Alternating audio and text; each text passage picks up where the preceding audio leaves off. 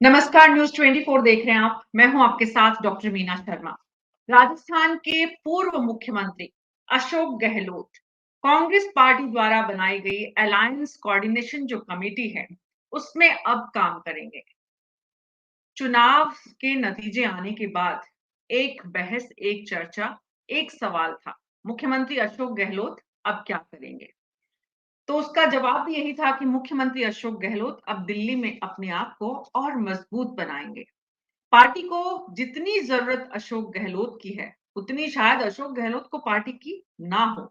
आज अशोक गहलोत पार्टी की अनिवार्यता बन चुके हैं और आज के आदेश में, जिसमें भूपेश बघेल, मुकुल वासनिक सहित जो और 5 नाम है, लेकिन अशोक गहलोत का नाम इस जो अलायंस कमेटी है कांग्रेस पार्टी की, इंडिया अलायंस के लिए जो काम करेगी, साथ मिलकर कैसे फैसले होने हैं, किस तरह के फैसले होने हैं, कैसे लोकसभा चुनाव की रणनीति बनानी है, कितना अशोक गहलोत के दिल्ली में पहुंचकर इस काम को, इस जिम्मेदारी को, इस दायित्व को संभालने से कांग्रेस पार्टी में उनका योगदान बढ़ेगा, प्रभावी होगा, ये सवाल है।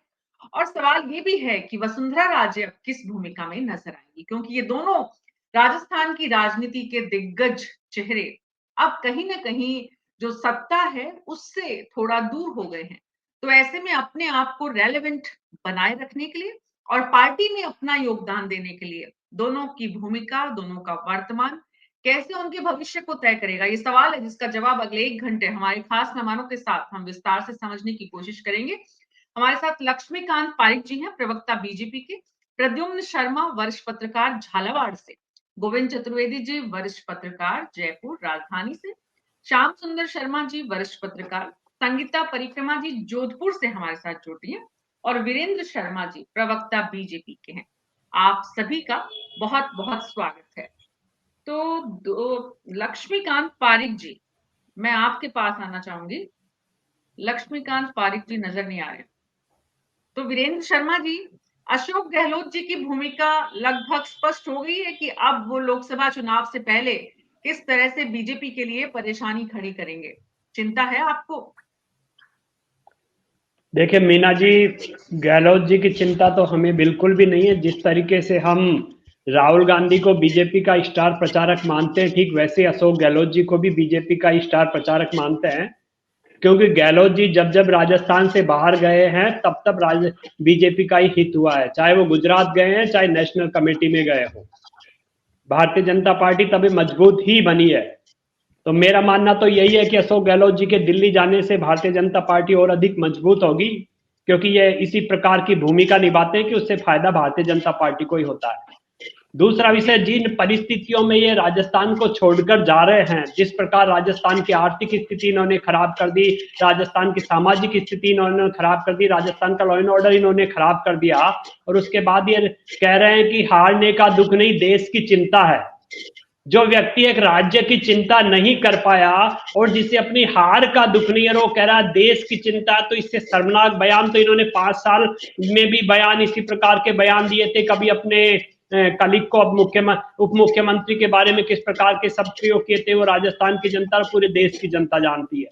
और इन्हीं के एक मंत्री ने कहा था, कौन आलाकमान, और अब ये पुनः वहां जाकर दिल्ली में जाकर उसी आलाकमान के आगे बोल रहे हैं कि अब मुझे कहीं न कहीं आप एडजस्ट कीजिए, मैं अब राष्ट्रीय राजनीति में आना चाहता हूं। जबकि एक समय था जब इनको शायद राष्ट्रीय अध्यक्ष बनाया जा रहा था और उन्होंने मुख्यमंत्री के पद को स्वीकार किया, राष्ट्रीय अध्यक्ष के पद को स्वीकार नहीं किया। यानी कुर्सी का मोह इनका कितना था उस समय पूरी जनता ने देखा था। और अब स्थिति यह हो गई है कि इस कमेटी के अंदर इन्हें एक सदस्य बनाया गया, मुकुल वासनिक के अंडर में ये काम करेंगे। और मुकुल वासनिक का राजनीतिक कैरियर और इनका राजनीतिक कैरियर आप देख लीजिए तो आप समझ सकते हैं कि अशोक गहलोत जी को आलाकमान भी किस प्रकार ट्रीट कर रहा है। यह स्थिति साफ स्पष्ट नजर आ रही है। यानी आलाकमान ने भी इनको दिखा दिया कि आप आईना देखिए, आप इसी लायक है। वीरेंद्र शर्मा जी 3 बार के मुख्यमंत्री हैं, आपके प्रदेश के हैं, तो ये जो लायक हैं, किस लायक, इस तरह की भाषा और उनकी वरिष्ठता को ध्यान में रखते हुए वो आपसे मीना जी, मैं आपकी बात से सहमत हूं, लेकिन किस प्रकार आप सम्मान दे सकते हैं जिस व्यक्ति ने राजस्थान को इतने बड़े कटघरे में खड़ा कर दिया। राजस्थान की आर्थिक स्थिति का पता है आपको, कितनी दयनीय हो चुकी है। सरकारी वेतन भोगियों को वेतन देने का पैसा नहीं है मीना जी, नहीं, आप इस प्रकार से बात नहीं कर सकते। आप समझिए, राजस्थान की स्थिति इतनी खराब हो चुकी है कि वेतन देने का पैसा नहीं है और आप कहें कि सम्मान से बात कीजिए। राजस्थान का लॉ एंड ऑर्डर की स्थिति क्या हो गई है? आप महिला होकर इस प्रकार की बात करें कि इसे व्यक्ति के लिए सम्मान की बात कीजिए। सिर्फ सम्मान मुख्यमंत्री पद के लिए दे दे या उनके व्यक्तित्व को दे, आप ये बताइए। मुख्यमंत्री किस नहीं, मुख्यमंत्री पद को तो सम्मान दिया है ना। 5 साल राजस्थान की जनता ने उनको सिर माथे बिठाए रखा है। मुख्यमंत्री पद की तो सबने सम्मान दिया है, लेकिन व्यक्तिगत रूप से आप सम्मान चाहेंगे तो राजस्थान का कोई व्यक्ति उन्हें सम्मान नहीं देगा, क्योंकि राजस्थान की दयनीय स्थिति करने की जिम्मेदारी अगर किसी की है तो वह अशोक गहलोत जी की है। उन्होंने जिम्मेदारी लेनी चाहिए थी। उन्होंने क्या कहा? हारने का दुख नहीं है। उन्होंने एक बार भी यह नहीं कहा कि मैं मुख्यमंत्री था, राजस्थान में कांग्रेस का नेतृत्व मैंने किया और उस नाते मैं हार को स्वीकार करता हूं, मेरी नैतिक जिम्मेदारी है, मैं हार को स्वीकार करता हूं। उन्होंने एक बार भी अभी तक नहीं कहा। उन्होंने क्या कहा? हारने का दुख नहीं है, देश की चिंता। देश की चिंता वो क्या करेंगे? देश की चिंता करने वाले नरेंद्र मोदी जी बैठे हैं, वो देश की चिंता कर रहे हैं, देश को भलीभांति चला भी रहे हैं। प्रदेश की चिंता तो उनसे की नहीं गई और देश की चिंता करेंगे। वीरेंद्र शर्मा जी, मुख्यमंत्री रहे प्रदेश के, वो अपनी हार की जिम्मेदारी नहीं ले रहे हैं। प्रतिपक्ष के नेता तो जयचंद बता रहे हैं आपकी पार्टी में और खुलेआम मंचों पर बता रहे हैं, तो नैतिकता की बात बीजेपी कैसे कर सकती है? पहली बात। दूसरी बात, जिस शख्स की आप बात कर रहे हैं वो 3 बार राजस्थान के मुख्यमंत्री रहे हैं, हमें इस बात को भूलना नहीं चाहिए। उनकी सरकार में, उनके नेतृत्व में जो काम हुए, उनसे आपकी जो भी शिकायत है या जो आपको लगता है प्रदेश के लिए हित में नहीं हुआ, आपके पास कमाल है और आप प्रूव करिए कि अब निश्चित रूप से मीना जी प्रूव नहीं, बहुत अच्छा करके दिखाएंगे। पहले भी दिखाया, केंद्र में भी दिखा रहे हैं, यहां भी दिखाएंगे, आप निश्चित रहिए। लेकिन जिस प्रकार उन्होंने कहा हारने का दुख नहीं है, देश की चिंता है। भाई आप अपनी पार्टी की चिंता देखिए मीना जी, सब्जेक्ट को समझिए आप। जब कांग्रेस पार्टी की स्थिति दयनीय थी पूरे देश में, इन्हें कांग्रेस पार्टी एक जिम्मेदारी देना चाह रही थी राष्ट्रीय अध्यक्ष की, इन्होंने स्वीकार नहीं किया क्योंकि इन्हें मुख्यमंत्री का पद चाहिए था। तब इन्हें पार्टी की चिंता नहीं हुई, तब इन्हें देश की चिंता नहीं हुई, और हारने के बाद बोल रहे हैं देश की चिंता है। ये किस प्रकार की चिंता है? ये सिर्फ कुर्सी की चिंता है कि मैं किसी भी प्रकार राजनीति में आगे बना रहा हूं, ये यही चिंता है। बाकी देश की या और किसी की चिंता नहीं है। इनको तो पार्टी की भी चिंता नहीं है। पार्टी का क्या इसने किया है मीना जी, आप ट्रैक रिकॉर्ड देखिए एक बार। जब भी ये मुख्यमंत्री बने उसके बाद कांग्रेस की स्थिति क्या हुई? मैं बाकी मेरे मेहमानों के पास जाऊंगी, ट्रैक रिकॉर्ड की चर्चा भी करेंगे और भी तमाम पहलुओं की चर्चा करेंगे। यहाँ पर हमारे साथ डॉक्टर प्रदीप चतुर्वेदी जुड़ गए हैं और प्रदीप चतुर्वेदी जी कांग्रेस पार्टी से। अशोक गहलोत राजस्थान के पूर्व मुख्यमंत्री, 3 बार के मुख्यमंत्री, अब एक बार फिर से दिल्ली का रुख कर लिया है प्रदीप जी, अशोक जी ने। और दिल्ली में जब भी वो सत्ता से बाहर होते हैं, दिल्ली के राजनीतिक गलियारों में और सत्ता के गलियारों में, कांग्रेस पार्टी के संगठन में ना सिर्फ खुद को मजबूत करते हैं, पार्टी को मजबूत करने के कमान भी अपने हाथ में रखते हैं। इस फैसले को, जो उन्हें इस अलायंस से कोऑर्डिनेट करने के लिए जो कमेटी बनाई गई है और लोकसभा चुनाव की तैयारी की जो जिम्मेदारी दी गई है, आप कैसे देखते हैं इसको? मीना जी, जहां तक पूर्व मुख्यमंत्री अशोक गहलोत संबंध में आप जो चर्चा कर रहे हैं, जितना मैं उन्हें जानता हूं, देखिए वे संगठन के ही व्यक्ति हैं और उनकी राजनीति में हमेशा संगठन सर्वोपरि रहा है। संगठन के माध्यम से ही वो कांग्रेस के इन पदों पर पहुंचे हैं, इसलिए वो जानते हैं कि संगठन की महत्ता बहुत बड़ी होती है और संगठन की जो उनकी प्राथमिकताएं और संगठन जो काम करने का तरीका है, उसमें मैं समझता हूँ कि उनसे धनी व्यक्तित्व या राजनीतिक कांग्रेस पार्टी वर्तमान में शायद ही कोई होगा। जहां तक अलायंस कमेटी में उनको लेने की बात है, देखिए जो टीम बनाई गई है उसमें जो भी नेता हैं उनमें सबसे सख्त अगर राजनीतिक व्यक्तित्व की बात करें, उनकी उपलब्धियों की बात करें, तो मुख्यमंत्री अशोक गहलोत इनमें सबसे धनी है। उसकी वजह यही है कि आज राजस्थान प्रदेश की राजनीति में वो प्रदेश के हर क्षेत्र, ब्लॉक स्तर पर हर कार्यकर्ता से जुड़े हुए हैं। वो हर कार्यकर्ता को नाम से जानते हैं। वो जड़ों में जो काम करने वाले व्यक्ति है उसकी पहचान रखते हैं। इसीलिए कांग्रेस में अशोक गहलोत की भूमिका, चाहे वो सत्ता में हो चाहे में ना हो, लेकिन उनके जो महत्वपूर्ण, जो उनके अनुभव हैं और उनके जो सोच का तरीका है कांग्रेस में संगठन को मजबूत करने का, उनसे मैं समझता हूँ कांग्रेस को लाभान्वित होने का एक बहुत सुंदर मौका मिलेगा। उससे पहले भी वो संगठन महामंत्री रह चुके हैं, उन्होंने अपनी भूमिका बहुत सफलतापूर्वक निभाई। और मेरा यही मानना है कि वर्तमान में जो अभी अलायंस की बात हो रही है, जिस तरह से गठबंधन बन रहा है, मैं समझता हूँ कांग्रेस पार्टी में सबसे उपयुक्त अगर कोई राजनीतिज्ञ हैं तो अशोक गहलोत हैं, क्योंकि उनके संबंध राष्ट्रीय स्तर पर सभी नेताओं से सौम्य हैं। उनके राजनीतिक विचार विमर्श उनके होते रहते हैं और वे प्रदेश के हर मुख्यमंत्री, चाहे वो किसी भी दल का हो, उनके साथ सामंजस्य का भाव रखते हैं।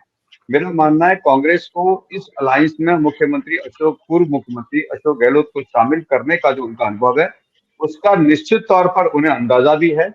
और मेरा मानना है कि इन सभी पांचों व्यक्तियों में अगर सबसे वरिष्ठ और सबसे अनुभवी राजनेता हैं तो वे अशोक गहलोत ही हैं और राष्ट्रीय स्तर पर उनकी अपनी पहचान है। और आने वाले समय में कांग्रेस का अलायंस की मैं समझता हूँ मुख्य भूमिका इस पूरे दल में अशोक गहलोत ही निभाएंगे। इसलिए मेरी उनको शुभकामनाएं, कांग्रेस मजबूत बने, हम इसी आशा के साथ उन्हें देख रहे हैं।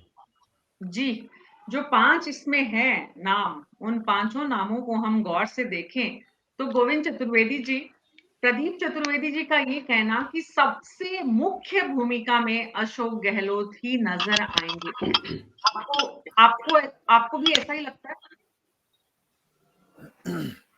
हाँ नहीं मीना जी, मेरे अंदर से प्रदीप जी जो कह रहे हैं उससे नाइतफाकी रखने का कोई कारण ही नहीं है, क्योंकि अगर आप अशोक जी के उस पांचों लोगों के पॉलिटिकल कैरियर को देखेंगे तो पांचों में अशोक जी का अगर पॉलिटिकल कैरियर है तो हम में से बहुत से लोगों की तो उम्र भी उतनी नहीं होगी जितना उनका पॉलिटिकल कैरियर हो गया।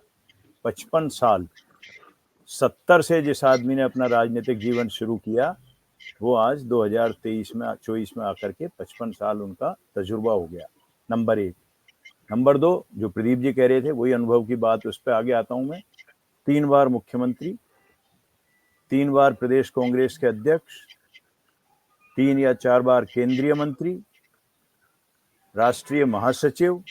तो इन सब चीजों से और फिर शुरू का जो 80 से लेकर के और 98 तक, ये जो 18 साल का उनका पॉलिटिकल कैरियर रहा वो पूरा दिल्ली बेस्ड था। मेंबर पार्लियामेंट के तौर पे उन्होंने जो 18 साल 20 साल वहां काम किया, तो उसमें प्रदीप जी बिल्कुल सही कह रहे हैं कि जिस तरह से राष्ट्रीय स्तर पर उनके नेताओं से संबंध बने, राजस्थान की राजनीति में मतलब कोई दिक्कत नहीं है ये कहने में, किसी को भी मानने में कोई दिक्कत नहीं होनी चाहिए, चाहे मेरे साथी मेरे से इत्तेफाक रखें चाहे ना इत्तेफाकी रखें, लेकिन आज राजस्थान में ऐसे दूसरे और नेता नहीं है जिनको हर गांव में, पहले भैरव सिंह शेखावत थे, कि जिसको हर गांव में पॉलिटिकल वर्कर जानने वाले हों और बीजेपी और कांग्रेस पार्टी लाइन से अलग हटके उनको सम्मान देने वाले हों। राजनीतिक बहस में हम चाहे किसी को कुछ भी कहें न कहें, लेकिन मेरे नाम से मैं सहमत हूं आपसे जो आप शुरू में कह रही थी कि हमको मर्यादा का ध्यान रखना चाहिए बातचीत करने में, और हम आराम से अपनी राय बिना उसको भी खराब किए कर सकते हैं और उससे ज्यादा अच्छी इमेज बनती है आदमी की। उससे ऐसा नहीं है किसी के बारे में हम उल्टा सीधा बोल के ही कोई अच्छा जगह बना सकते हैं, वो शायद नहीं है। तो बहुत अपने आराम से बात करने का तरीका जो आपके चैनल ने बना रखा है, मुझे इसलिए अच्छा लगता है कि सब अपनी बात कहें और कायदे में कहें। तो जहां तक आप मुद्दे पे मैं आता हूं वापस लौटते हुए कि अशोक जी के होने का वहां पे बहुत फायदा अलायंस को भी मिलेगा, और अशोक जी इस मामले में अगर राजनीति के तौर पे आप देखें तो खुल के जो उनको ठीक लगता है वो अलग अलग जिस फोरम पे जहां कहना होता है वहां कहते रहें। अगर प्रदीप जी को याद होगा, आपको भी याद होगा, जिन साथियों को याद हो, तो कि जब कांग्रेस ने उत्तर प्रदेश एक था, तब उत्तराखंड नहीं बना था, और उस समय जब बीएसपी से कांग्रेस अध्यक्ष और प्रधानमंत्री नरसिम्हा राव ने समझौता किया यूपी में, तो वो अकेले व्यक्ति थे, केंद्रीय मंत्री और पीसीसी चीफ जो भी उनकी हैसियत थी उसमें, जिन्होंने ये कहा कि ये करके हम बहुत नुकसान कांग्रेस पार्टी का कर रहे हैं। और आज आप अगर आत्मघाती कदम, शायद अगर मुझे सही शब्द याद है तो उन्होंने कहा था कि वो आत्मघाती कदम है, और कांग्रेस को मतलब 425 सीटों में से 300 सीटें बीएसपी को दी गई। काशीराम जिंदा थे उस समय, तो वो 300 सीटें जब उनको दी गई, 125 सीट कांग्रेस के पास रहीं, और आज हम 93 या 4 वो साल था और आज 2024 हो गया। तो इन 30 सालों में उत्तर प्रदेश की स्थिति को हम कांग्रेस के हिसाब से देखें तो हम बहुत आराम से अंदाज लगा सकते हैं। इसलिए मेरा मानना एक लाइन में फिर प्रदीप जी की बात को सपोर्ट करते हुए कि उनके होने का नेशनल अलायंस को, इंडिया अलायंस को और देश की राजनीति को बहुत फायदा होगा। और उनके काम करने का जो तरीका है बहुत अलग तरह का है। अभी मेरे काबिल दोस्त वीरेंद्र जी बात कर रहे थे गुजरात की, तो गुजरात में जिस समय अशोक गहलोत को इंचार्ज बनाया गया उस समय बीजेपी और बीजेपी के तमाम नेता 150 सीट की बात कर रहे थे, 150 सीट्स इन गुजरात। लेकिन उस समय सीट आकर के गोविंद जी राज्यसभा की सीट भी लाए थे अशोक गहलोत, ध्यान हो तो आपको। मैं उसी पे आगे आ रहा हूं प्रदीप जी कि 99 सीट बीजेपी की रह गई थी तब। बहुमत का आंकड़ा कितने का है वो हम देख सकते हैं। और राज्यसभा की जिस सीट की अहमद पटेल जी उस समय लड़े थे चुनाव, और बात कर रहे हैं प्रदीप जी, उस समय रात को 1:30-2 बजे तमाम तरह के प्रयास के बावजूद मतलब जीत कांग्रेस की और अहमद पटेल की हुई थी। इसलिए किसी भी आदमी के बारे में हम तो निश्चित तौर पे उनके होने का इंडिया गठबंधन को और देश की राजनीति को मुझे लगता है कि फायदा होगा। राजस्थान को तो इस नाते से अप्रिशिएट करना ही चाहिए कि एक राजस्थान का आदमी आगे जाकर के काम कर रहा है अगर नेशनल पॉलिटिक्स में, तो हम सबको खुश होना चाहिए।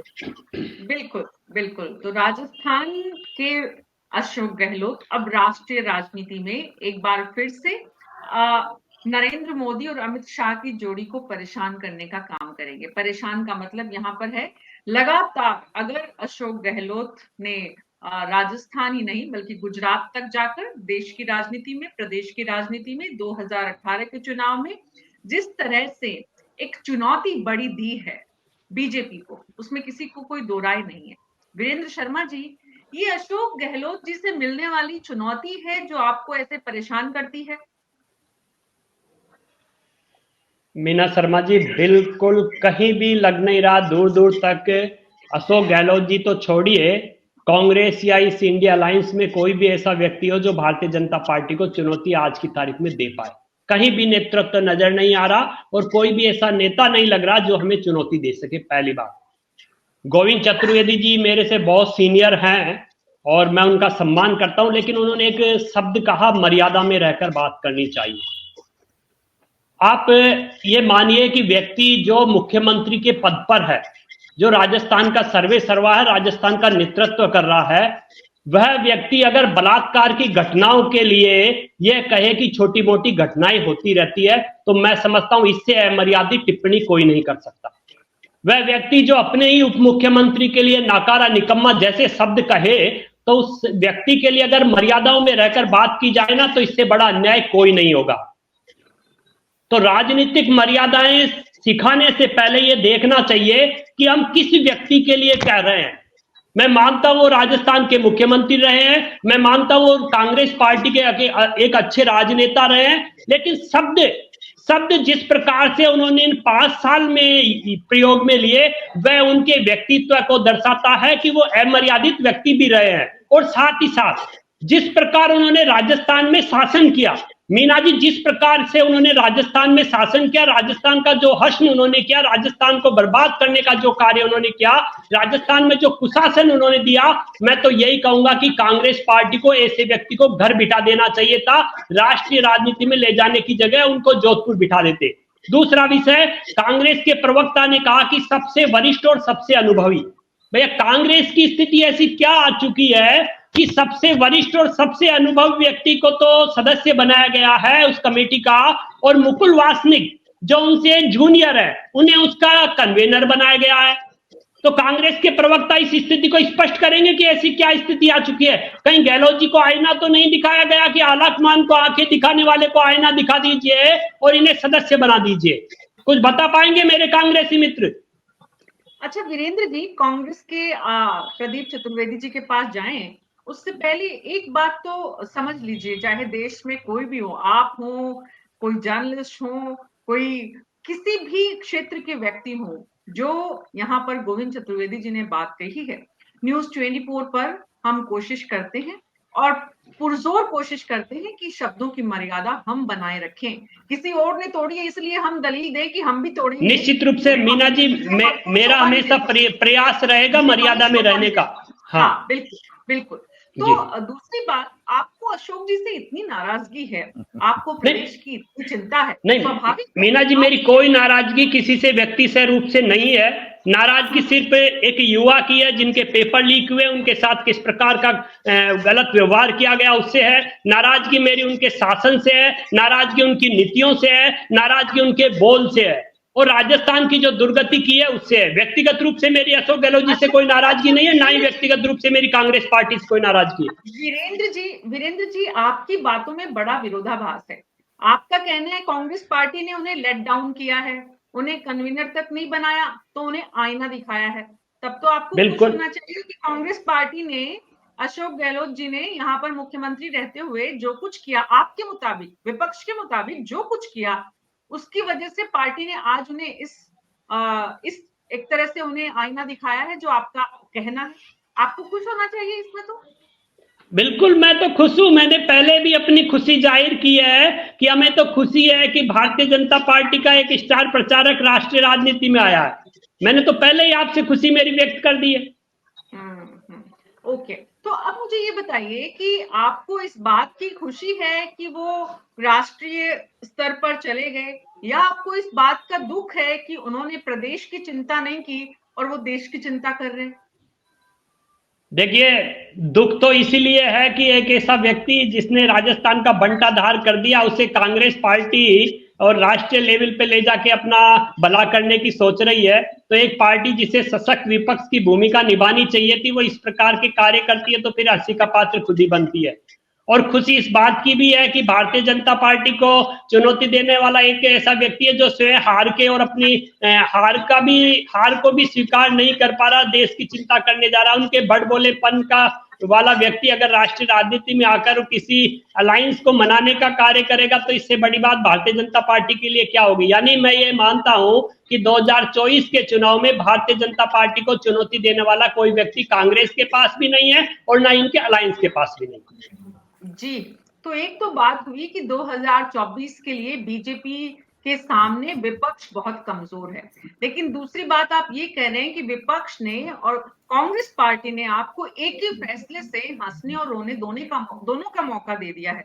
रोने का तो कैसे, रोने का कैसे कहे, मतलब दुखी होने का, परेशान होने का, चिंतित होने का।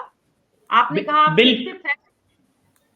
चिंतित मैं कांग्रेस पार्टी की स्थिति को लेकर हूं, भारतीय जनता पार्टी की नहीं, कांग्रेस पार्टी की स्थिति को लेकर वो कि एक वो पार्टी थी जिसने देश के ऊपर शासन किया था, जो अपने आप को बहुत बड़ी पार्टी बोलती थी, जो गांधी परिवार के आगे लेकर चल रही थी। आज उस पार्टी का आखिर ऐसा हंसने क्या हो गया कि एक ऐसा व्यक्ति जिसने उसका एक स्टेट खो दिया, उसी व्यक्ति को एक कांग्रेस की कमेटी का सदस्य बना दिया गया, जिसने कांग्रेस आलाकमान को आंखें दिखाई। आखिर ऐसा क्या हो गया उस पार्टी को कि उसके पास नेता नहीं है या क्या नहीं है कि बार बार गलतियों पे गलतियां की जा रही है। उससे चिंतित हूँ, कांग्रेस की स्थिति को देखकर चिंतित। वही बिल्कुल वीरेंद्र शर्मा जी, कांग्रेस की इस स्थिति पर आपकी संवेदनाएं हैं, आपकी चिंता है कांग्रेस पार्टी के जो हालात हैं उस पर। और अशोक गहलोत जी के लिए भी आपको हंसी आ रही है कि देखिए उनको कैसे मोड़ पर लाकर खड़ा कर दिया पार्टी ने। तो डॉक्टर प्रदीप चतुर्वेदी, एक ही फैसले से विपक्ष को आपने हंसने और चिंतित होने दोनों का मौका दे दिया। अगर कांग्रेस पार्टी इस रणनीति से कुछ और फैसले कर ले तो आने वाले दिनों में बीजेपी के प्रवक्ताओं को और ज्यादा, मतलब यहाँ आकर डिबेट्स में जब बोलना होगा तो कितनी सारी बातें सुनने को मिलेगी। देखिए, इनके पैरामीटर्स राजनीति में चुनाव हार और जीत पर आधारित हैं। सवाल इस बात का है कि आज भी हमारी विधानसभा में 70 विधायक हैं, इसलिए हम एक सशक्त विपक्ष के रूप में हैं। और दूसरी बात, हम अनुभवी हैं इस मामले में। बता देता हूं आपको कि अब विधानसभा चलेगी तो आपको पता लगेगा कि राजस्थान में कांग्रेस के जो विधायक हैं एक से एक अनुभवी हैं। सदन में जब कार्रवाई होगी तब इन्हें पता चलेगा कि कांग्रेस कितनी स्तर पर मजबूत है। इसके साथ साथ ही जो विधायक, जो प्रवक्ता महोदय कह रहे हैं, मैं आपसे कहना चाहता हूं, राजनीति में अगर आप हार जीत को और अशोक गहलोत की पराजय को इस तरह से ले रहे हैं, तो आपने राजेंद्र राठौड़ को, सतीश पूनिया को वह राष्ट्रीय कार्यकारिणी की बैठक में बुला करके इस नेतृत्व चर्चा क्यों कराई है? वो चुनाव हार चुके हैं। आप देखिए कि व्यक्ति जिसकी महत्ता होती है, जिससे संगठन का अनुभव होता है, उसकी महत्ता हर पार्टी में होती है, चाहे कोई दल हो। तो सवाल वही है कि सवाल ये कि चुनाव जीतने हारने से आदमी की महत्ता कम नहीं होती। और मैं आपसे कह देता हूं कि अशोक गहलोत अपने सबसे स्वर्णिम काल में हैं। वो ऑल इंडिया कांग्रेस कमेटी में अब जब गए हैं और अलायंस की बात कर रहे हैं, तो मेरा मानना है कि आप अलायंस में लोहे के छल्ले छपा देंगे मोदी और शाह को। आप देखिएगा राजस्थान में उनको निपटाने के लिए आपके 7 मंत्रियां घूम रहे थे, प्रधानमंत्री, गृह मंत्री, पार्टी के अध्यक्ष और 7 मंत्री। उसके बावजूद भी उनको तसल्ली नहीं थी, उसके बावजूद भी 70 विधायक चुनकर आए हैं कांग्रेस के। जो कांग्रेस कमजोर नहीं है, चुनाव हार जीत हो सकती है, लेकिन सवाल यह है कि उन्होंने अपनी नेतृत्व क्षमता का प्रमाण दिया है। और मैं आपसे फिर कह देता हूं कि राष्ट्रीय राजनीति में अशोक गहलोत अपने स्वर्णिम काल में जो असाइनमेंट दिया है, उनके व्यक्तित्व और उनके अनुभव को मेल खाता है। और आप देखिएगा कि अब मोदी शाह को वो अलायंस के मामले में भी चिन्ह चबा देंगे, मैं आपसे वादा करता हूं। जी, तो डॉक्टर प्रदीप चतुर्वेदी, ये बात तो आपकी ठीक है, लेकिन बीजेपी की जो चिंता है, बीजेपी के प्रवक्ता वीरेंद्र शर्मा जी की जो चिंता है, वो ये है कि अशोक गहलोत जी को अब प्रदेश में विपक्ष में रहकर काम करना चाहिए था और वो दिल्ली चले गए, विपक्ष की जिम्मेदारी से बचते हैं। श्याम सुंदर शर्मा जी, एक ये बात बार बार आती है कि जैसे ही चुनाव में हारे और अशोक गहलोत जी विधानसभा भी नहीं आते, तो या तो इसके 2 मायने हैं, या तो उन्होंने, जो सच भी है, उनका कद इतना बड़ा है कि उनको जरूरत नहीं है विधानसभा में आने की और वो पार्टी को मजबूत करने के लिए केंद्र में, दिल्ली में दूसरे बड़े कामों में जुट जाते हैं। और इसका दूसरा पहलू ये है कि आप प्रदेश में सिर्फ सत्ता का सुख लेने आते हैं। देखिए मीना जी, ये कहना तो गलत है। वीरेंद्र जी को फिर वसुंधरा राजे के साथ भी यही चीज लागू होती है। वसुंधरा राजे भी कभी बाहर त्योहार ही आती हैं, हमेशा मौजूद नहीं रहती है। अब ये पहले देखिए अंतर्राज्यीय स्तर पर उन्होंने पहले काम किया है। ये पहली बार अशोक गहलोत गठबंधन के अंदर काम नहीं गए। वो देखिएगा वहाँ केंद्रीय संगठन के वो खुद संगठन महामंत्री रह चुके हैं। उन्होंने बहुत सारे गठबंधन पहले किए थे, याद हो तो आपको। इसलिए कोई वरिष्ठ नेता को यदि अखिल भारतीय कांग्रेस कमेटी उनको दायित्व देने का काम करती है तो गलत नहीं है, सही है। क्योंकि अब राज्य में तो जो कुछ घटना घटी थी घट चुकी है। उसके बाद तो लोकसभा के चुनाव में तो केंद्र ही निर्णय करेगा ना कि किससे से गठबंधन करना है, किससे नहीं करना है। ये राज्य का मसला नहीं है।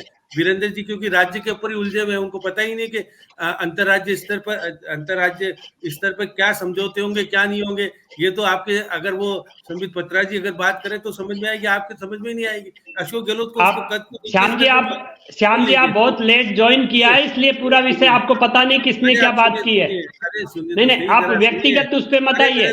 आपको पहले आना चाहिए था डिबेट में, आपको पूरा विषय की जानकारी नहीं है किसने क्या बात की। आप सुन तो लीजिए। वीरेंद्र मैं जी, कह रहा हूँ कि आपके वो पास देखिए, शाम जी को। वो एक्चुअल में वो पहले रह चुके हैं और वो गठबंधन कर चुके हैं, इसलिए अनुभव के आधार पर उनको भेजा गया है। देखिएगा, कन्वीनर निश्चित रूप से मुकुल वासनिक को बनाया है, लेकिन नंबर 2, नंबर 3, नंबर 1 किसको रखा है? तो उसका क्रमबद्ध देखेंगे तो भूपेंद्र को पहले रखा है, सेकंड पे अशोक गहलोत रखा है, इस तरह से उनको रखा है। तो उनकी वरिष्ठता के आधार पर अगर निर्णय लिया गया है, क्योंकि राज्य में अब काम बाकी बचा क्या है, वो तो राज्यों के नेता का कभी कभी जरूरत पड़ेगी तो आएंगे। ये तो है ही नहीं कि वो विधायक दल में नहीं रहेंगे। विधायक तो चुन के आए हैं ना, उनका अस्तित्व तो रहेगा। विधायक दल का जो नेता बनेगा उसके अधीन काम करना पड़ेगा, चाहे कोई भी बने, उसमें कोई कनिष्ठ वरिष्ठ नहीं होता, पद के अनुरूप काम करना पड़ता है। यदि उनको दायित्व दिया गया है तो अपन पहले से प्रश्न चिन्ह खड़ा करें कि उनको तो कुछ काम आता ही नहीं है, वो कुछ कर नहीं सकते। ये सब चीजें हमारे अधिकार क्षेत्र का मामला नहीं है, क्योंकि पार्टी अगर राष्ट्रीय स्तर की पार्टी अगर निर्णय करती, उनको तो राष्ट्रीय अध्यक्ष बनाया जा रहा था, क्योंकि वो गलत फहमी में कुछ लोगों की बहकावे में राजस्थान में रह गए। उनको बाद में पढ़ा कि राष्ट्रीय अध्यक्ष का पद बड़ा होता है, प्रदेश का जो मुख्यमंत्री होता है वो छोटा होता है। बाद में समझ में आई, चलो देर आए दुरुस्त आए, कुछ परिवर्तन, हृदय परिवर्तन हो रहा है। वो केंद्र में जाना नहीं चाहते थे पहले, चुनाव से पहले, विधानसभा के चुनाव के पहले उनको कहा कि भाई आ जाओ, आप यहाँ काम करो, उन्होंने मना कर दिया। लेकिन अब समझ में आया तो राज्य का तो काम हो चुका, अब क्या है यहाँ पे बाकी। जो होगा, कभी जरूरत पड़ेगी तो आ जाएंगे, लेकिन राष्ट्रीय स्तर पर पार्टी को भी जरूरत है। यदि अशोक गहलोत वहां जाकर के कुछ निर्णय करने में कामयाब होते हैं, और देखिएगा आने वाला दल कौन सा बड़ा है। अभी भी देखिएगा, ये नहीं तेलंगाना में सरकार बनाने का काम किया है वीरेंद्र जी, ये तो नहीं कि बिल्कुल। और आप राजस्थान की बात करें, छत्तीसगढ़ और मध्य प्रदेश की चिंता का विषय है कि वहां के लोग संभल नहीं पाए। और देखिए राहुल गांधी ने कहा कि मुझे मालूम होता तो मैं राजस्थान पे भी ध्यान केंद्रित करता, लेकिन नहीं ध्यान कर पाया। हाँ, जो चीजें हैं ठीक है, लेकिन आगे की सोच तो पार्टी को निर्णय करने के लिए मजबूर कर रही है। अशोक गहलोत को ले जाना चाहते तो जाना चाहिए, क्योंकि राजस्थान की राजनीति में तो वो इतना कुछ नहीं कर पाएंगे जो करना चाहिए। निश्चित रूप से राज्य की देश की राजधानी में या दिल्ली में बैठ कर के जो पहले काम करके आए थे, जो आंदोलन का रूप जो कांग्रेस को देने का प्रयास किया था, आज जरूरत है वहाँ बड़े नेताओं की। क्योंकि आपने देखा ईडी का जो आंदोलन हुआ था, सोनिया गांधी जब अंदर गई थी तो प्रतिनिधित्व किसने किया था? ये दो मुख्यमंत्री खड़े थे ना वहां पर। तो इसलिए उनको ले जाने का मतलब ये नहीं कि आप बार बार कहें कि साहब अशोक गहलोत के भविष्य का क्या होगा। भविष्य तो बन चुका उनका, अब क्या बाकी रह गया? उन्होंने 3 बार मुख्यमंत्री, 3 बार प्रदेश अध्यक्ष, बिल्कुल सब चीज तो ले ली बिल्कुल उन्होंने। पार्टी को बिल्कुल बिल्कुल करने का इतना मौका मिला है तो इतना पूरा करनी चाहिए। इतना अच्छा वर्तमान और भविष्य इतिहास लेकर भविष्य की तैयारी कर रहे हैं अशोक गहलोत और गोविंद चतुर्वेदी जी। उनका जो पुराना अनुभव जिसका आपने जिक्र किया, उत्तर प्रदेश में नरसिम्हा राव की सरकार में नरसिम्हा राव के फैसले से लेकर अब तक, उस समय बीएसपी के साथ गठबंधन पर जो उनका रिएक्शन था, आज इंडिया अलायंस में जिस तरह की स्थिति है, इंडिया अलायंस जिस तरह से बिखरा हुआ है अशोक गहलोत के जाने से, उसमें आप कुछ बड़ा बदलाव देख पाएंगे? आपको लगता है ऐसा? नहीं मीना जी, निश्चित तौर पे देखिए, अशोक जी वहां अभी सबसे पहले जो जिम्मा है वो ये है कि कांग्रेस की तरफ से कांग्रेस की बात रखेंगे। तो अलायंस में जब कांग्रेस की बात रखेंगे तो निश्चित रूप से जो हम इतनी देर से बात कर रहे हैं सारे लोग कि एक अनुभव के बूते वो कांग्रेस का पक्ष उस अलायंस में मजबूती से रखेंगे, नंबर 1। नंबर 2 ये कि अलायंस मजबूती से बीजेपी के खिलाफ काम करने की स्थिति में आ जाए, नंबर 2। नंबर 3 कि बीजेपी जो भी कोशिश करे इस अलायंस को नाकाम करने की, जो होती है राजनीति में, मैं उसको कोई गलत नहीं बता रहा हूं कि उनको करना चाहिए, वो अपनी कोशिश करें। और कांग्रेस, लेकिन अशोक जी अगर वहां अलायंस में आगे इंडिया अलायंस में कांग्रेस की तरफ से होते हैं तो उन चीजों का मुकाबला करने के लिए भी इस सारे अनुभव के साथ वो बहुत मजबूती से और बहुत अच्छे कारगर सिद्ध होंगे, ये मेरा मानना है। जो चिंताएं राजनीतिक दलों में आपस में होती हैं एक दूसरे को लेके, एक दूसरे के नेताओं को लेके, तो ये चिंताएं भी उसी तरह की हैं कि भाई एक आदमी कौन कहां पर है उसका बहुत फर्क पड़ता है। तो दिल्ली में उनके होने का निश्चित तौर पर फर्क होगा।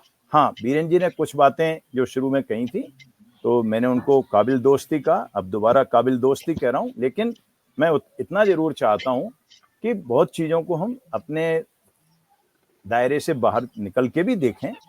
पार्टी की बात बहुत मजबूती से करनी चाहिए। मैं उनको शुभकामनाएं देता हूं कि इससे ज्यादा लाउड होकर के वो बात करें, अपनी पार्टी की बहुत मजबूती से करें।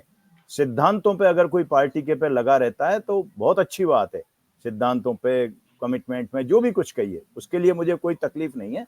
लेकिन बहुत सी चीजें ऐसी हैं, अब जैसे मान लो एक बात आई, बीजेपी को कोई हरा नहीं सकता या प्रधानमंत्री को कोई हरा नहीं सकता, ये चीजें ऐसी हैं। एक दौर ऐसा था, वो हम लोगों ने देखा कि कांग्रेस को कोई हरा नहीं सकता था। इंदिरा गांधी ने जो किया, मैं मेरी जीवन काल की कहता हूं कि उसके बाद दूसरा प्रधानमंत्री मैंने नहीं देखा आज तक कि उस लेडी ने जो परफॉर्म किया, जो आयरन लेडी वर्ल्ड वाइड बनी दुनिया में। अगर 3 औरतों का नाम था, इजराइल की गोल्डा मायर, थिरुमाओ भंडार नायके, मार्गरेट थ्रेचर, उनके साथ इंदिरा गांधी का नाम जुड़ता था उस समय।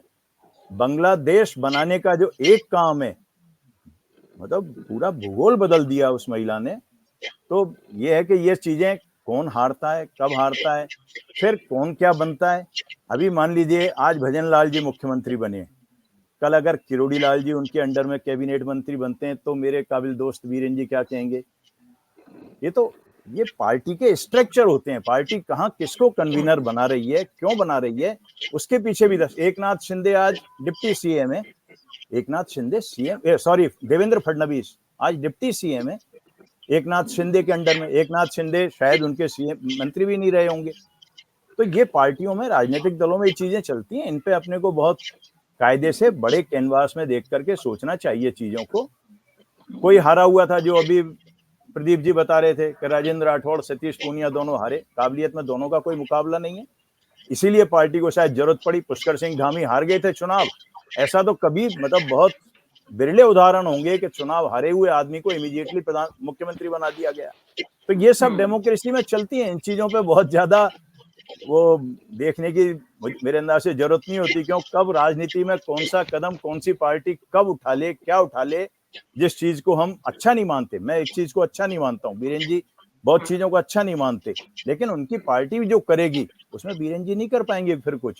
फिर वो नरेंद्र मोदी का या अमित शाह का फैसला होगा और वो सबके लिए वैसे ही मान्य होगा। आज बात करते थे, आज के 5 साल पहले या 2 साल पहले आप जाके बात करो या 10 साल पहले की बात करो, कांग्रेस में हाईकमान कल्चर की बीजेपी आलोचना करती थी।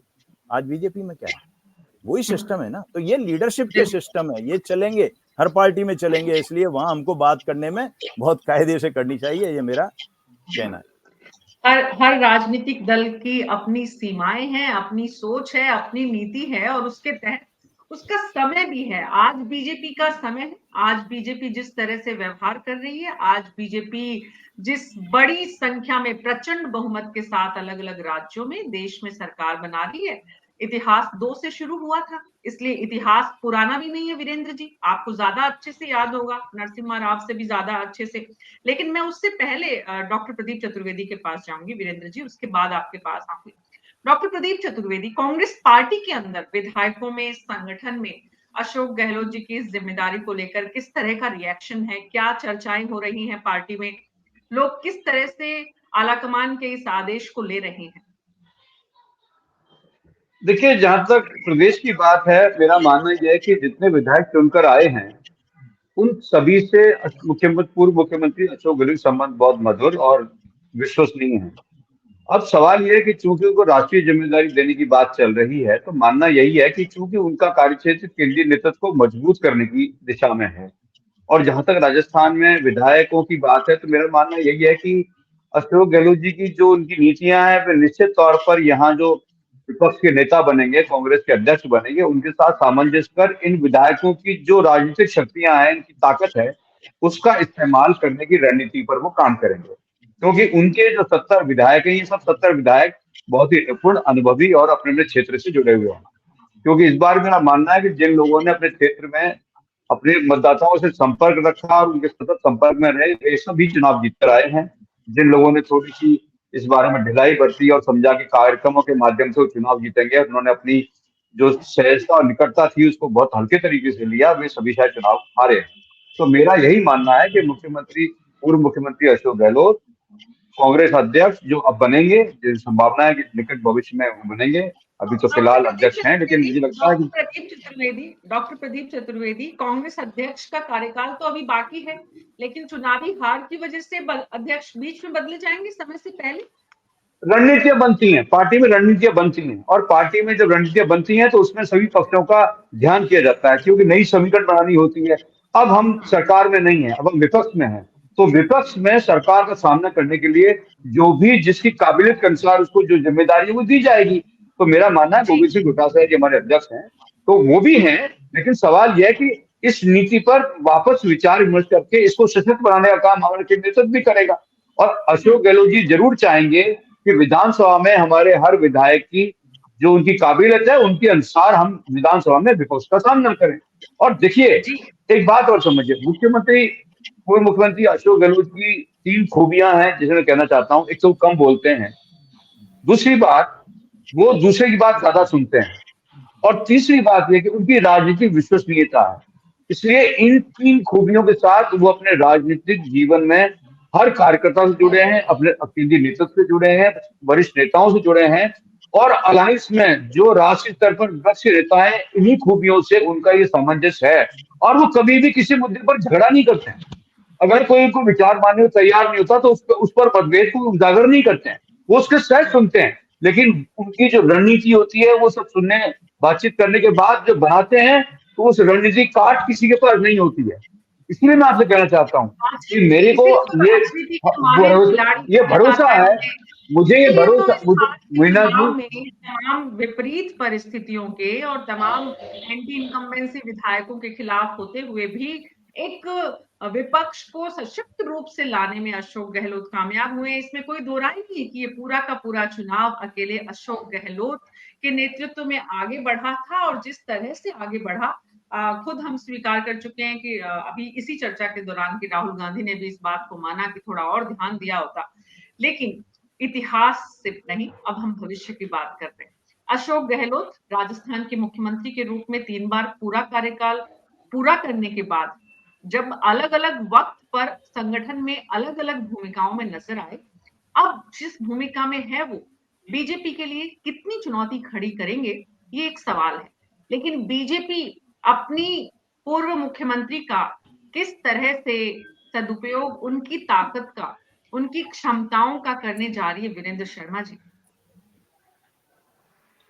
देखिए मीना जी, अभी भी राष्ट्रीय भूमिका में माननीय वसुंधरा जी हैं, राष्ट्र की भारतीय जनता पार्टी की राष्ट्रीय उपाध्यक्ष हैं। जहां भी जो भी जिस भी कैंपेन में उन्हें भेजा जाता है वो जाती भी है, वहां पार्टी के लिए कार्य भी करती है। निश्चित रूप से आगे भी यह सिलसिला चलता रहेगा। यहाँ पे श्याम जी ने दो बड़ी बातें कही थी। उन्होंने कहा गलत फहमी और बहकावे में आकर, तो जिस प्रकार से डबल स्टैंडर्ड वाली बातें की जा रही है, एक तरफ कह रहे हैं कि वो अनुभवी हैं, वो ऐसा हैं, वो ऐसा हैं, और दूसरी तरफ यह भी कह रहे हैं कि वो गलत फहमी के शिकार हो गए, बहकावे में आ गए।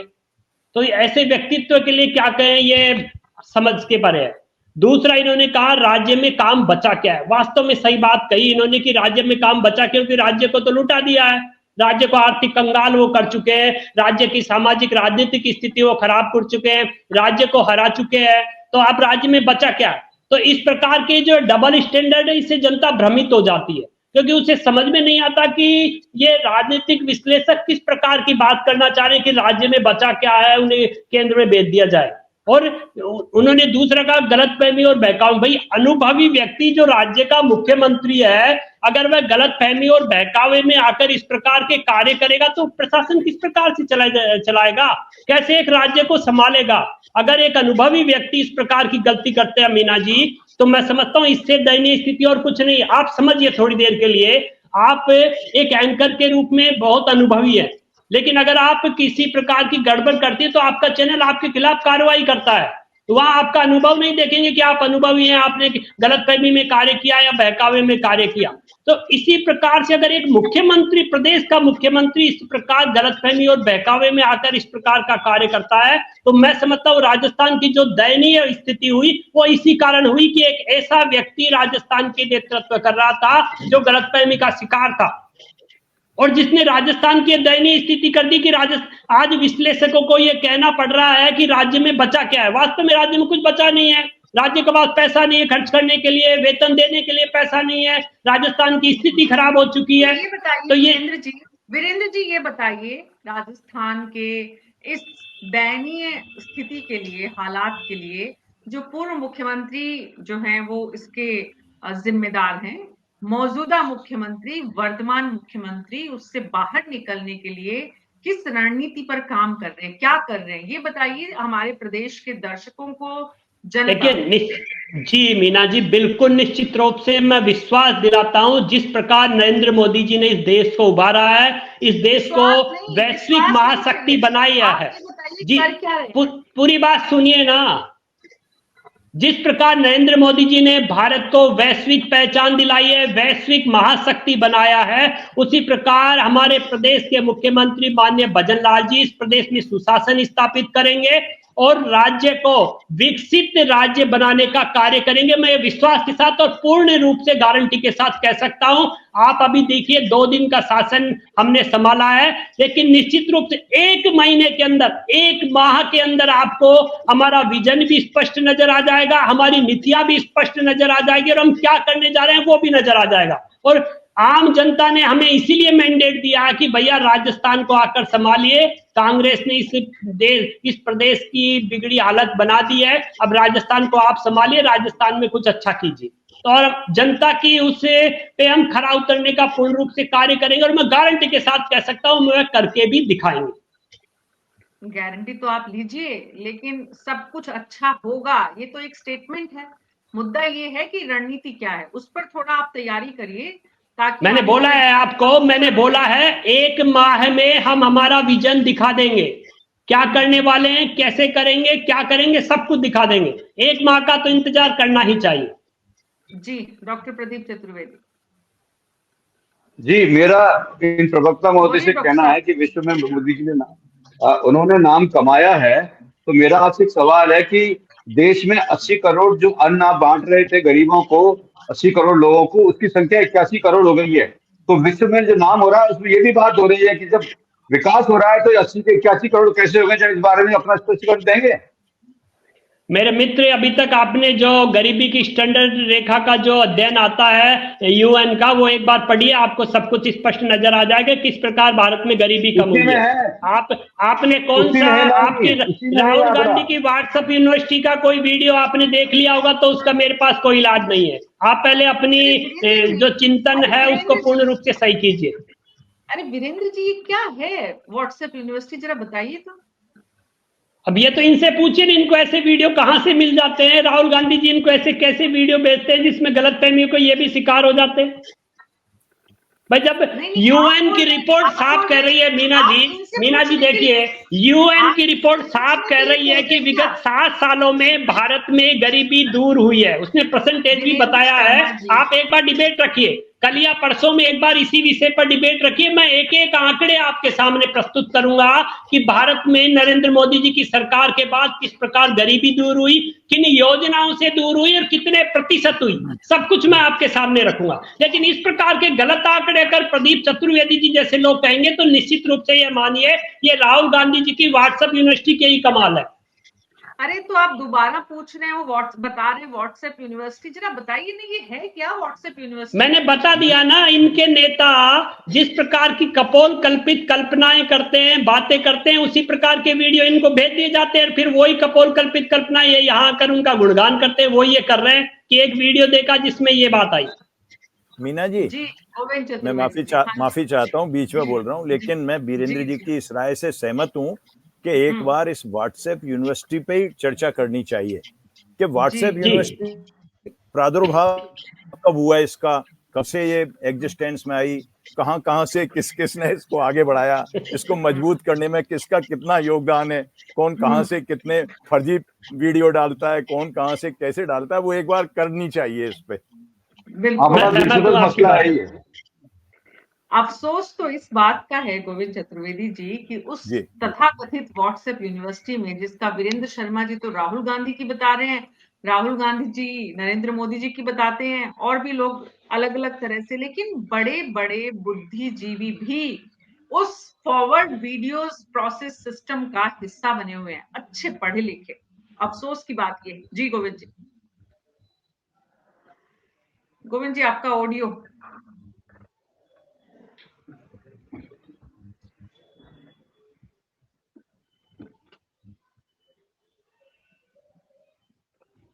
गोविंद चतुर्वेदी जी का ऑडियो इश्यू है, आप ठीक करिए सर। श्याम सुंदर शर्मा जी को मैं श्याम सुंदर शर्मा जी, ये जितने भी आरोप विपक्ष के और तमाम चिंताएं विपक्ष की, अशोक गहलोत को लेकर सिंपैथी और उनकी इस चुनाव के दौरान जिस तरह की भूमिका, सचिन पायलट के साथ उनका जो कुछ रहा पिछले 5 साल में, आज केंद्र में वापस वो अपनी जगह बनाने के लिए पहुंच गए हैं।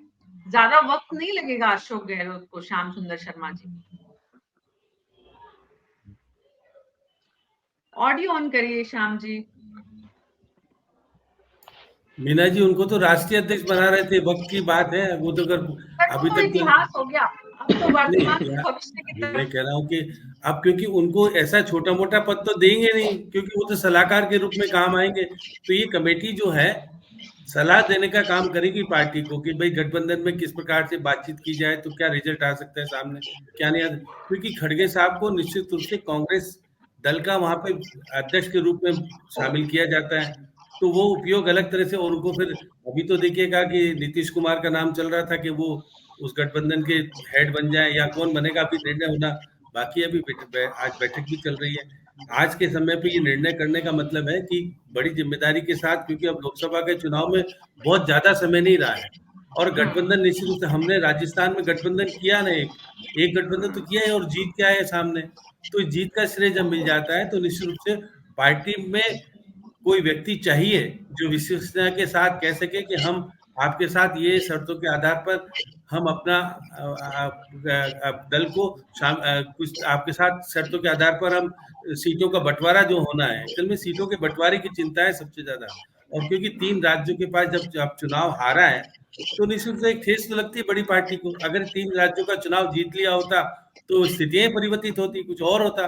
तेलंगाना जरूर जीता है आपने, लेकिन यहाँ जो 3 बड़े राज्य थे जो आपके पास, 2 तो थे आपके पास, एक जीतने की संभावना थी, वो आपके हिसाब से नहीं आ पाए। तो आप निश्चित रूप से पार्टी, राष्ट्रीय स्तर की पार्टी बहुत ज्यादा नहीं है, 5 पार्टी है। देखिए 3 पार्टियों का अस्तित्व है, बाकी का अस्तित्व नहीं है। देखिए आप पार्टी का राजस्थान में क्या हुआ पता ही नहीं पड़ा, आप पार्टी है या नहीं है, या मायावती ने कुछ जीता, बाकी तो जीते ही नहीं।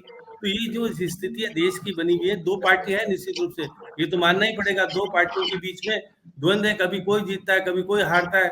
ये किसी को नहीं कहना चाहिए कि हम ही जाएंगे, देश में आएगा, देश तो रहेगा, पार्टी आएगी जाएगी, नेता आएंगे जाएंगे। अटल बिहारी वाजपेयी भी बड़े नेता कहलाए जाते थे, अब अटल बिहारी वाजपेयी को भूल गए बीजेपी वाले, उनका नाम ही नहीं लेते। नरेंद्र मोदी, क्योंकि नरेंद्र मोदी ही काम आने वाला व्यक्ति है, अभी उन्हीं के नाम से जीत हो रही है, इसलिए उनका नाम लिया जाता है। अभी अटल बिहारी वाजपेयी का नाम लेंगे तो उनके लिए स्थिति खराब हो जाएगी। देखिए ये बात सही कि पार्टी में बहुत अच्छे नेता रहे हैं, अब इंदिरा जी का नाम लिया जाता है तो उन्होंने कुछ निर्णय करे, और ऐसे निर्णय किए जो कि देश में एक नजीर बनाया जाता है। अगर देखिएगा जिस तरह से अमृतसर में जो उन्होंने जो किया था ब्लू स्टार का, वो निर्णय एक बहुत बड़ा निर्णय था, वो निर्णय कोई कर नहीं सकता, दिखा नहीं सकता। या फिर जिस तरह से हमने पाकिस्तान युद्ध के साथ जो कुछ किया, तो ये सारे निर्णय है जो कि एक नजीर रखा जाता है। अब नरेंद्र मोदी भी अच्छे निर्णय करे, हम कम मना, देश का प्रधानमंत्री बनता ही वो व्यक्ति जिसके अंदर ताकत होती है या वो कुछ करने की स्थिति में आता है, लेकिन प्रधानमंत्री पार्टी से बड़ा हो जाता है ना, तो वो ठीक स्थिति में कभी भी नहीं होता। पार्टी बड़ी होती है हमेशा, पार्टी को आगे बढ़ा करके अगर काम करने का काम जो भी करेगा वो निश्चित रूप से आगे बढ़ने का काम करेगा। यही काम था कि अगर अशोक जी पार्टी के अनुरूप अपना निर्णय करते तो परिवर्तित हो जाता। बहुत सारी चीजें पार्टी के अनुरूप निर्णय नहीं किए, अशोक गहलोत है तो सब कुछ कर सकता है। ये जब अगर गलतफहमी पैदा हो गई, जो कि अब वो खुद स्वीकार कर रहे हैं कि भाई हाँ मुझे हारने का तो दुख नहीं है, लेकिन अब हारने का दुख नहीं है, उनको पता है कारण क्या है। क्योंकि देखिए जो प्रदेश अध्यक्ष है उन्होंने एक रिपोर्ट पेश की है, और रिपोर्ट में जो लिखा है वो अगर आएगा सामने तो देखिए दोषारोपण की बात आएगी सामने। इसलिए अपने अपने लोगों को जिताने का जो काम किया वो पार्टी को नुकसान दे गया। चाहे भले सचिन पायलट हो या अशोक गहलोत हो, दोनों मिलकर के ये कहते थे कि नहीं पार्टी जीतनी चाहिए, हम जीते नहीं जीते कोई फर्क नहीं पड़ेगा, पार्टी रहेगी तो हम रहेंगे। अगर इस सिद्धांत पे अगर काम करते होते और निर्णय कठोर कर लिए गए होते तो आज पार्टी की ये दशा नहीं होती जो नहीं होनी चाहिए थी। क्योंकि बहुत ज्यादा मार्जिन से नहीं, पार्टी के वोट परसेंटेज बढ़ा है, कम तो नहीं हुआ है। ये कहते कि परसेंटेज कम हुआ है 0.13%, अगर पार्टी ने वोट विधानसभा में अधिक लिए हैं तो उसका मतलब कमजोर स्थिति तो नहीं थी, कमजोर स्थिति नेताओं की रह गई कि हम दोनों मिलकर के काम नहीं कर पाए। पूरे राजस्थान में जो झोली भर के मिलती थी अब झोली भर गई बीजेपी की, ये अलग बात है, इसलिए पार्टी पिछड़ गई। तो ये समय के अनुरूप अगर निर्णय सही हो जाते हैं, जैसे अभी अशोक गहलोत को जो नई जिम्मेदारी देने की बात कही गई है, निश्चित रूप से अगर वो सफल होंगे तो आगे आने वाला समय तो देखिए उनका समय तो हो गया, पार्टी को हित में पार्टी का निर्णय अगर अच्छा होता है तो पार्टी को बढ़ाने में सहयोग हो सकता है। अब ये जरूरी थोड़ी ना कि भाई पार्टी जीत ही नहीं सकती, कहीं आ ही नहीं सकती, कुछ हो ही नहीं सकता, सारे के सारे हम ले जाएंगे, ये संभव नहीं है ना। आम लोग अगर आपको चाहेंगे तो आप जीत के आओगे। तो ये सही है कि जिस प्रकार से निर्णय किया है, मैं बार बार वीरेंद्र जी जनता बड़ी होती है, पार्टी बड़ी नहीं होती है। राजस्थान की राजनीति में 2018 से 2023 के अध्याय को जब भी पढ़ा जाएगा राजनीति विज्ञान के विद्यार्थियों के द्वारा, जब भी इसकी चर्चा होगी तो अशोक गहलोत और सचिन पायलट के रिश्तों को लेकर बहुत बड़ा उसमें एक जो है वो पूरा का पूरा एपिसोड होगा। और गोविंद चतुर्वेदी जी, अशोक गहलोत जैसा व्यक्तित्व जिसे पार्टी ने मुख्यमंत्री पद से हटते ही केंद्र में एक जिम्मेदारी के साथ अपने साथ संगठन में आगे बढ़ाने का काम किया, न सिर्फ आज, इससे पहले भी इतिहास के हर दशक में अगर हम पीछे देखेंगे तो इस बात की गवाही देते हैं। अशोक गहलोत जैसे व्यक्तित्व के जीवन में, राजनीतिक सफर में सचिन पायलट का ये जो अध्याय है क्या ये उनकी उनकी कमजोरी के रूप में देखा जाएगा कि वो एक व्यक्ति को साधने में सफल नहीं हो पाए, जब वो पूरे देश को और देश के कई प्रदेशों को साधने के लिए संगठन में ताकतवर बने, वहां एक व्यक्ति उनके सामने या वो उनके लिए एक दूसरे के लिए एक ऐसी दीवार खड़ी करने में हमेशा दीवार बनी रही जिसे कभी तोड़ा नहीं गया।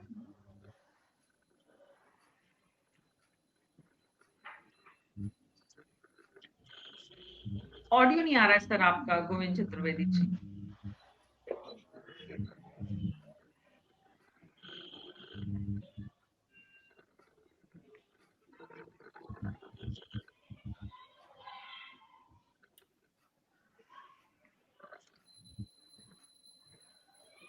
ईपी हटा लीजिए। सर आप अपना ईयरफोन हटाकर एक बार बात करें प्लीज, आपका ऑडियो अभी भी ऑफ है।